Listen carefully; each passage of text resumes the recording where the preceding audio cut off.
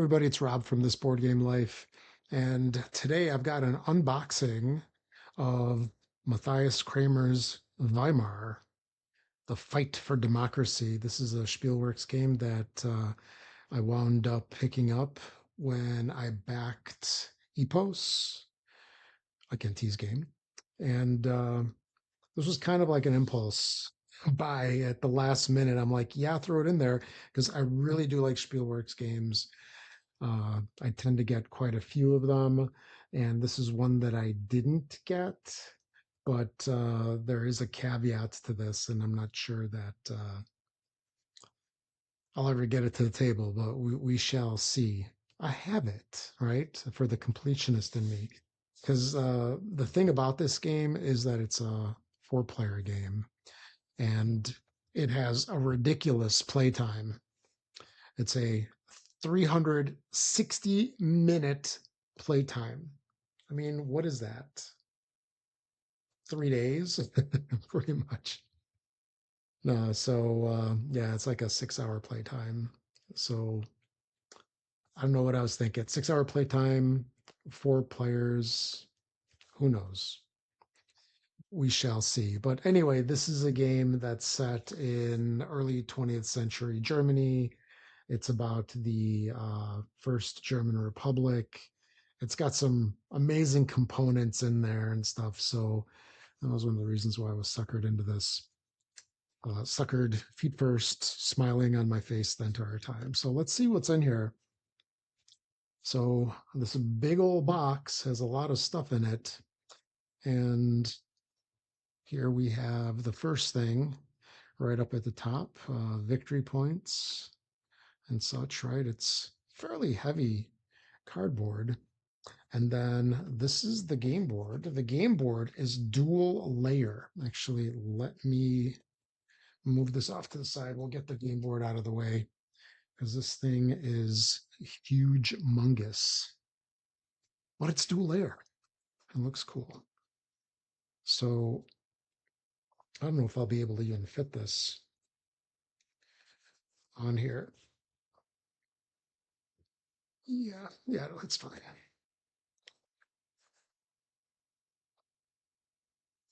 Okay, maybe the top doesn't quite fit, but yeah, I'll move it a little bit. So yeah, this is all dual layer right here. So it's got the indents to hold the components. That is really cool. I love my dual layer boards. A lot of games have dual layer for your player boards, but this is not a very common thing for the uh, the games themselves. So here, let me move this up a little bit so you can see the bottom.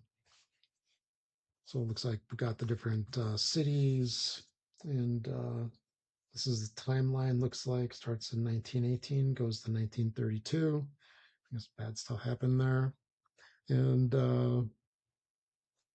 yeah, let's check out what else is in the box. So yeah, very big game board. That is for sure. All right, put this off on the side up here so you can kind of see it. All right, and then we have, I believe these are individual player boards right here.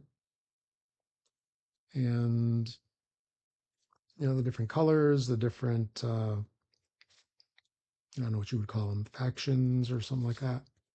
And then here's the back of these. Then we have, let's look at this thing here. This is, looks like flow of the game. So that's cool. One per player, of course. And it gives you flow of the game, victory conditions, and then symbols.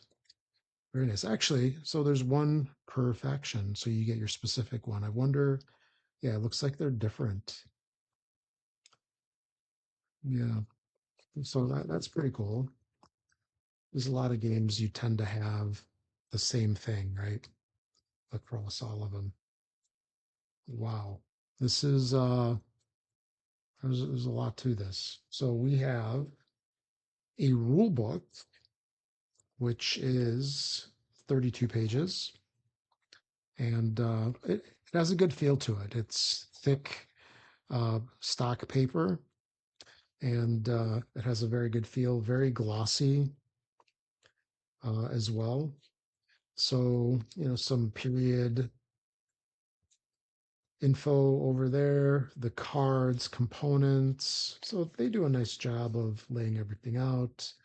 The main scenario setup with the cards, the different parties. I should have called them parties, not factions. Setting up the game board, or how to put everything where it needs to go. Game overview. Then political spectrum from socialists to nationalists.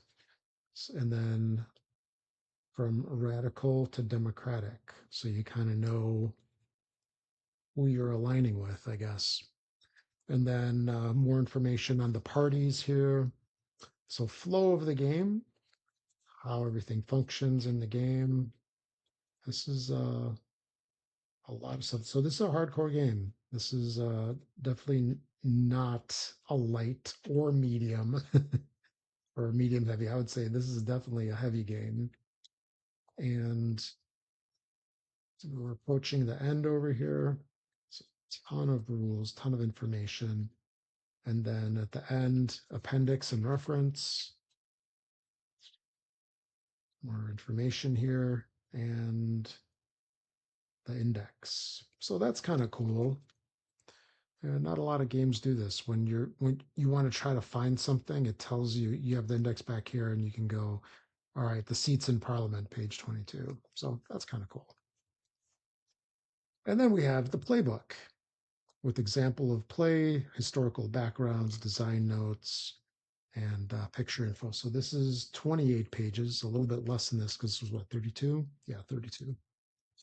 And let's see what this is all about. So example of play, because we need those on these style games, right? Because it gives us a couple of turns so we can see how everything works together, because reading the rules doesn't always help you get the flow of the game like they had mentioned earlier.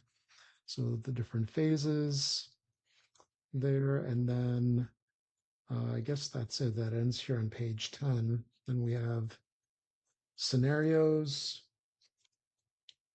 So a couple of different scenarios here. And then there's like designer notes. Oh, these are more scenarios. Dancing on the Volcano, 4-player. The War of Brothers, 4 players. I think they're all 4 players. I don't know why it's calling out 4 players. And then I think here we've got, yeah, historical background of what all of those cards are. And then design notes by Matthias Cramer. So that's kind of cool. It gives you information on historical information, and also, what the stuff means overall. Because everything usually has a meaning. 6 white dice with really big, or 5 white dice with really big pips. I was looking at the number six. It said six. So nothing underneath here. It's all empty. All right, what do we got here? So we have flags here. We've got British, Chinese, English combo. Got those. These are like speech bubbles. So that's interesting. Very cool. Very nice that they're printed on the tiles or on the pieces, and we don't have to deal with stickers. This would be maddening. It would not be a cozy Stickerville. This would be a maddening Stickerville. All right, and then we've got some, I don't know, officers of some kind right here. one per player color. So this is the different parties. Yeah, two of these were a little stuck together, but they're fine. Then these are some really big, they look like postage stamps, really big pieces there. And then these are probably more related to, I guess they're sort of the colors of the parties. An hourglass factory piece there. Then we've got poverty, councils, prosperity, regime. Yeah, this looks like you mark things as they change through time. Then here we've got more dudes. So I think these are per player color now. So for the different parties, we have one of each. Yeah. So four parties, four colors, and these are colorblind friendly. I know firsthand because I'm colorblind, and I can definitely tell the difference between those. Kudos, Spielworxx, for doing that and not making them all shades of tan, different shades of tan.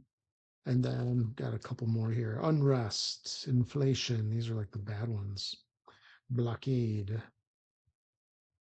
So that's it. That is all of the components of this game. This really meaty, weighty, chunky game. Oh, I didn't go through the cards. Here, let me look at one of these cards here. So I usually try to not use these little tear things because I often have a hard time getting them lifted. So, I mean, this really reminds me of a GMT style game. The artwork on it is pretty nice. It's, better than some games of the past.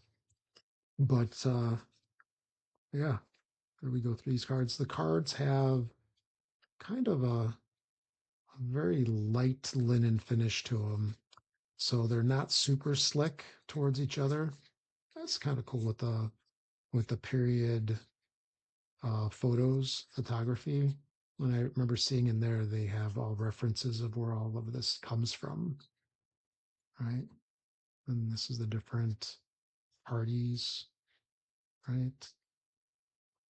So I'm not going to go through all of these, but you can get a good feeling for what's in the rest of these. Yeah, timelines. Maybe this is the different parties. But yeah, there you have a look into Weimar from our friends at Spielworxx.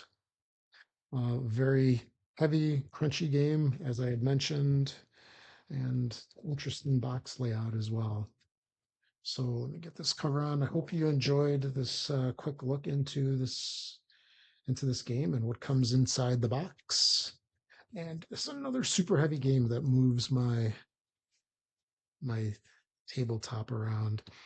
But yeah, I hope you enjoyed the look into this. Make sure to check out our YouTube channel, like and subscribe if you would, so you can find out when we release new content. But we have a ton of content that we release daily, more unboxings, playthroughs, reviews, mailbags, component looks at tons of stuff. And then we've also got a podcast, This Board Game Life. And also check out our website, thisboardgamelife.com, which then shows you everything that we post everywhere. So thanks for listening, everybody. We'll catch you all in the next one.